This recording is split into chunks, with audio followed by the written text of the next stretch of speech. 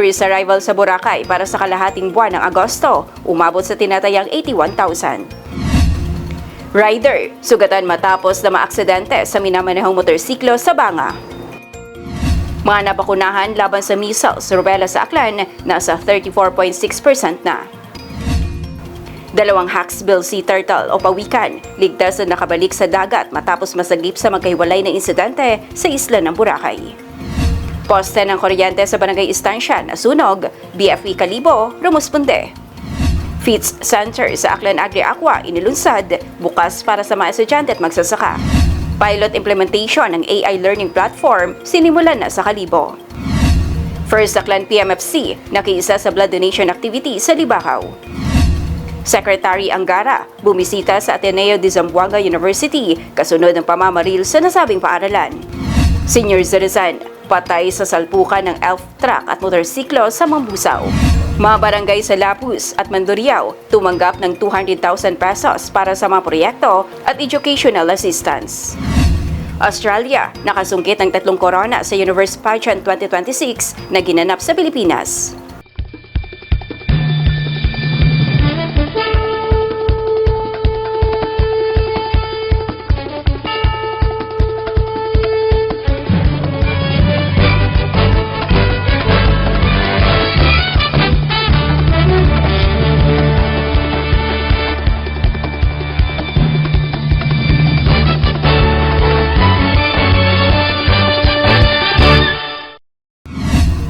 Magandang hapon, Probinsya ng Aklan. Sa mga Kalibo Cable subscribers at mga Aklanon sa buong mundo, itong Kalibo Cable News. Sabay tayong napapanood sa Kalibo Cable TV Community Channel Facebook page at Community Channels 1 and 24. Narito mabalitang aming nakalap ngayong araw August 20, 2026.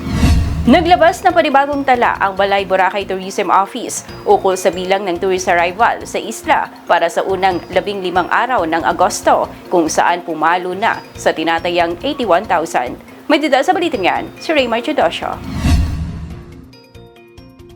80,940 ang kabuuang bilang ng tourist arrival sa isla ng Boracay para sa unang kalahating buwan ng Agosto. Ito ay batay sa inilabas na datos ng Balay Boracay Tourism Office. Sa tala ng lokal na ahensya, 68,413 ang bilang ng domestic tourist arrival, 1,312 naman ang overseas Filipinos at 11,215 ang foreign tourist. Kung ikukumpara ito noong unang 15 araw ng Hulyo na may grand total na 79,023, mas mataas ito ng 1,917 kung saan ang domestic tourist arrival ay pumalo sa 67,326, 2,981 ang overseas Filipinos at 8,716 ang foreign tourist. Bagamat partial pa lamang ang tala nito para sa buwan ng Agosto, nananatiling positibo ang kabuuang trend ng tourist arrivals, particular na sa pag-angat ng bilang ng international visitors. Samantala, inaasahan naman ng lokal na pamahalaan ng Malay na patuloy pang tataas ang bilang ng mga turista sa mga susunod na araw, lalo na't nananatiling isa ang Boracay sa mga pangunahing destinasyon ng mga lokal at dayuhang biyahero. Patuloy rin ang pagpapatupad ng programa ng lokal na pamahalaan at mga tourism stakeholders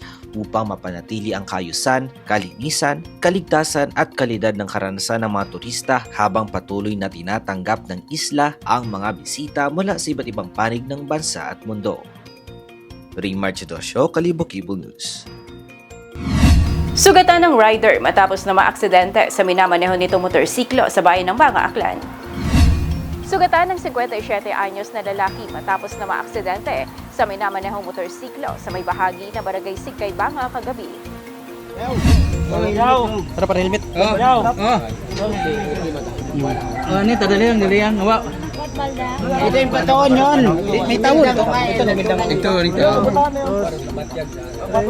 Lapit.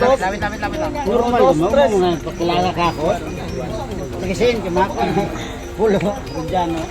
Ayon sa MDR Banga, nakatanggap sila ng tawag hinggil sa aksidente at agad na rumusponde sa lugar. Nadatna ng mga rescuer ang biktima na nakahandusay sa gilid ng kalsada matapos umemplang ang minamanehong motorsiklo. Posible rin umanong nasa impluwensya ng alak ang biktima nang mangyari ang aksidente. Nagtamo ng mga galos at sugat sa iba't ibang bahagi ng katawan ng biktima. Agad na nilapatan ng paunang lunas ang biktima bago dinala sa ospital para sa karagdagang pasusuri at paggamot. Sa ngayon ay patuloy pang ginagawang investigasyon ng mga kapulisan ukol sa naturang aksidente. Ako si Ari Brianes at ito ang Kalibukibong News. Umabot na sa 34.6% ang mga batang nabakunahan laban sa measles, rubella sa Aklan, batay sa pinakahuling datos ng Provincial Health Office Aklan. May details sa balitang yan, si Liza Rosales. Umabot na sa 34.9% ang vaccine coverage laban sa measles, rubella sa Aklan.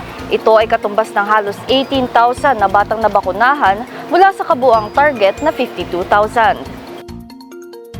Nasa 18,248 na ang mga batang nabakunahan laban sa measles, rubella sa Aklan, katumbas ng 34.6% ng kabuuang target na 52,845 batay sa datos ng Provincial Health Office as of August 18, 2026. Nangunguna sa vaccination coverage ang bayan ng Lezo na may 49.8%, sinundan ng Madalag na may 46.5%, Numancia na may 41.9%, Banga na may 41.3% at New Washington na may 39%. Nagsimula ang Measles Rubella Supplemental Immunization Activity o MRC at 2026 noong Agosto 10 at magpapatuloy hanggang Agosto 28. Layunin ng programa na mapataas pa ang vaccination coverage at maprotektahan ang mga bata laban sa measles at rubella. Hinihikayat naman ng PHO Aklan at Department of Health ang mga magulang na dalhin sa vaccination sites ang kanilang mga anak para mabakunahan. Liza Rosales, Kalibukibong News. Dalawang hawksbill sea turtle o pawikan, ligtas na nakabalik sa dagat matapos masagip sa magkahiwalay na insidente sa isla ng Boracay. May details sa balitang yan, si Jerry Rosales. Ligtas na nakabalik sa dagat ang dalawang pawikan matapos masagip sa magkaibang insidente sa isla ng Boracay. Ligtas na nakabalik sa dagat ang dalawang hawksbill sea turtle o pawikan matapos masagip sa magkahiwalay na insidente sa isla ng Boracay ngayong Agosto. Isa sa mga pawikan ang nakita noong August 11 na nakasabit sa lambat sa Station 2. Agad itong inireport at inasikaso ng DENR Centro Boracay at matapos masuri ay napag-alamang aktibo at walang nakita na sugat kaya pinakawalan ito sa Tulubhan Beach. Samantala, isang pawikan naman na bagong pisa ang napadpad sa dalampasigan ng Station 1 nitong August 18 matapos tangayin na malakas na alon. Agad itong ipinagbigay alam sa mga otoridad at isinailalim sa assessment bago ibinalik sa dagat sa Bulabog Beach kung saan mas mahinahon ang kondisyon ng karagatan. Ayon sa DENR, mahalaga ang mabilis na pagresponde at pakikipagtulungan ng mga residente, beach workers at iba pang stakeholders upang mapangalagaan ang mga pawikan at mapanatili ang marine biodiversity ng Boracay. Jelena Rosales, Kalibukibong News. Lumiyab ang poste ng kuryente sa Barangay Estancia. Mabuti na lamang at kaagad na rumusponde ang mga miyembro ng Bureau of Fire Protection Kalibo at napula ang sunog. Nagsagawa ng firefighting operation ang mga tauhan ng Bureau of Fire Protection Kalibo matapos sumiklab ang apoy sa isang poste ng kuryente sa bahagi ng North Capital, Barangay Estancia, Kalibo, Aklan kagabi, Agosto 19. Batay sa inisyal na impormasyon, nag-spark umano ang transformer na nakakabit sa poste na naging sani ng pagliyab ng apoy. Agad namang rumusponde ang matauhan ng BFP Kalibo upang apulahin ang sunog at matiyak na hindi ito kumalat sa mga kalapit na lugar. Wala namang niulat na nasaktan o nadamay sa insidente. Sa ngayon ay patuloy namang inaalam ang eksaktong sanhi ng insidente ng sunog at ang lawak ng pinsalang dulot nito. Era Brianes, Kalibukibong News. Fitz Center sa Aklan Agri-Aqua, formal nang binuksan para sa mga magsasaka at estudyante na nais mag-research tungkol sa agrikultura. May details sa balitang yan, si Rica Bautista. Formal nang binuksan sa pamamagitan ng ribbon cutting ceremony ang Farmers Information and Technology Services of Fitz Center sa Aklan Agri-Aqua Demonstration Farm and Training Center nitong August 18, 2026. Ito ay bunga ng paglulunsad ng partnership ng Aklan Training Institute na matatagpuan sa Aklan State University. Bukas ito para sa mga estudyante at magsasaka na nais magsaliksik o mag-research patungkol sa agrikultura at teknolohiya. Naglalayon ang nasabing center na bigyan ng mga magsasaka ng access sa pinakabagong impormasyon at teknolohiya sa agrikultura. Ang FIT Center ay idinisenyo upang ilapit ang nasabing serbisyo sa mga magsasaka at makatulong na mapabuti ang kanilang kaalaman, kasanayan at produktibidad. Nika Bautista, Kalibo Cable News. Sinimulan na sa Kalibo Pilot Elementary School ang pilot implementation ng AI learning platform. Nagsimula nitong August 19 sa Kalibo Pilot Elementary School ang pilot implementation ng Philippine Adaptive Learning Platform, isang AI-powered learning platform na naglalayong mapahusay ang pagkatuto ng mga estudyante sa mathematics at science. Pinangunahan ito ng opisina ni Congressman Papa Jess Marquez, katuwang ang pcubeai.org. Dumalo sa aktibidad sina pcubeai.org President Roberto Montinola at Business Development Specialist Enzo Esteban Erata. Tinatayang 50 estudyante mula grade 3 hanggang grade 6 ang makikinabang sa programa na gumamit ng adaptive assessments na nakaayon sa matatag kurikulum ng Department of Education. Layunin ng programa na makapagbigay ng masangkop na learning support at karagdagang kaalaman sa mga mag-aaral sa pamamagitan ng teknolohiya at artificial intelligence. Era Chibrianes, Kalibo Cable News.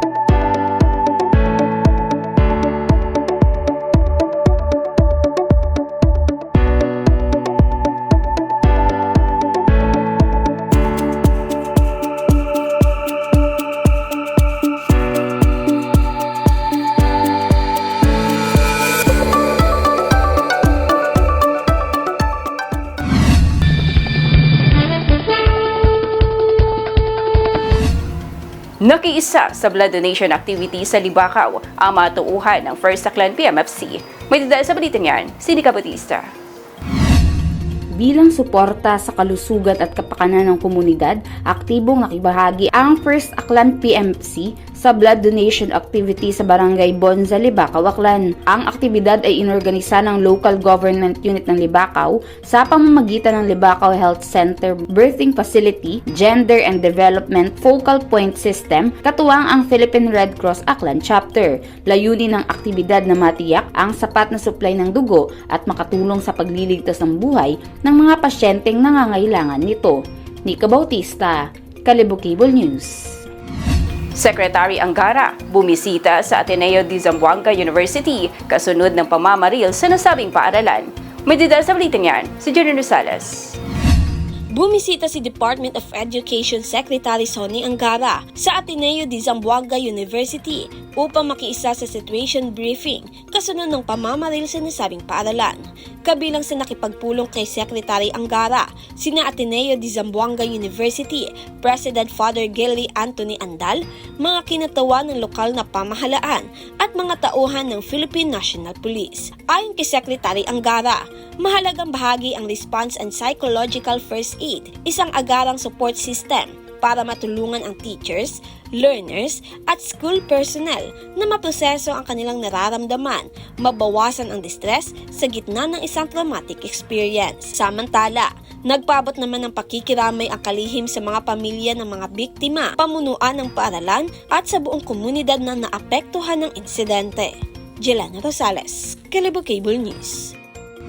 Patay ang isang 61 anyos na lalaki matapos masangkot sa banggaan ng elf truck at motorsiklo sa Sitio Lipak, Barangay Pinay, Mambusaw, Capiz. May detalye sa balitan yan, si Mary Ann Solis. Isang senior citizen ang nasawi matapos masangkot sa salpukan ng isang elf truck at motorsiklo sa Mambusaw, Capiz. Nangyari ang insidente nitong Martes kung saan agad na binawian ng buhay ang 61 anyos na biktimang si Alias Jr. Batay sa investigasyon ng Mambusaw Municipal Police Station, binabagtas ng F-truck na may kargang lupa ang Sitio Lipak, Barangay Pinay nang aksidenteng nakabanggaan ang kasalubong na motorsiklo na minamaneho ng biktima. Sinubukan pa raw ng driver ng truck na si alias Noy na iwasan ang motorsiklo pero nabigo ito. Nahulog ang truck sa palayan samantala tumumba naman ang motorsiklo. Kapwa nagtamo ng pinsala ang parehong driver ng sasakyan. Isinugod sa ospital si Junior pero idineklara itong patay ng doktor. Mula dito sa lalawigan ng Capiz, Mary Ann Solis, Kalibo Cable News. Naipamahagi na ng Iloilo City Government sa mga barangay sa Lapus at Mandurriao ang 200,000 pesos para sa mga proyekto at educational assistance para sa mga residente. May details sa balitang yan, si Nicole Sumawang. Matagumpay na na-turnover ang mga tseke na nagkakahalaga ng tig 200,000 sa mga barangay sa Lapus at Mandurriao para sa pagpapatupad ng mga proyekto at programa. Ayon kay Mayor Raisa Treñas, 100,000 mula sa kabuang pondo ang ilalaan para sa mga priority project ng bawat barangay, habang 100,000 naman ang nakalaan para sa educational assistance para sa kanilang mga residente, alinsunod sa guidelines na itinakda ng national government. Galing sa national government ang nasabing pondo, habang tungkulin naman ng Iloilo City Government na pangasiwaan at mapadali ang release at turnover ng mga tseke sa mga barangay. Ang mga priority project at programang paggagamitan ng pondo ay isinumite ng mga barangay bago inaprubahan ng national government. Dahil dito, ang mga barangay mismo ang responsable sa pagpapatupad ng mga proyekto at programang nakapaloob sa kanilang approved list. Layunin ng programa na matiyak na maabot ng suporta mula sa national government ang mga barangay at maging kapaki-pakinabang ito sa mga residente. Nicole Sumawang, Kalibo Cable News. Australia, nakasungkit ng 3 corona sa Universe Pageant 2026 na ginanap sa Pilipinas. May details sa balitang yan, si Jenny Rosales. Ipinamalas ng mga batang kandidata mula sa iba't ibang bansa ang kanilang ganda, talento, kumpiyansa at pagmamalaki sa kultura sa ginanap na Little Miss and Miss Teen Universe 2026 na ginanap sa Victoria Sports Club sa Pilipinas. Naging tampok sa prestihiyosong patimpalak ang pagtatagpo ng mga batang pageant star mula sa iba't ibang panig ng mundo na nagbibigay daan upang maipakita ang kanilang natatanging kultura at kakayahan sa pandaigdigang entablado. Sa prestihiyosong pageant, 3 korona ang naiuwi ng Australia matapos magwagi ang kanilang mga kinatawan sa magkakaibang kategorya ng Universe Pageant 2026. Kinoronahan bilang Little Miss Universe 2026 si Kyla Atkinson ng Queensland, habang si Audrey Miaga naman ang nagwagi bilang Miss Preteen Universe 2026. Samantala, itinanghal namang Miss Teen Universe 2026 si Aurora Payne. Isinagawa ang kompetisyon sa Quezon City nitong Martes. Jelena Rosales, Kalibo Cable News.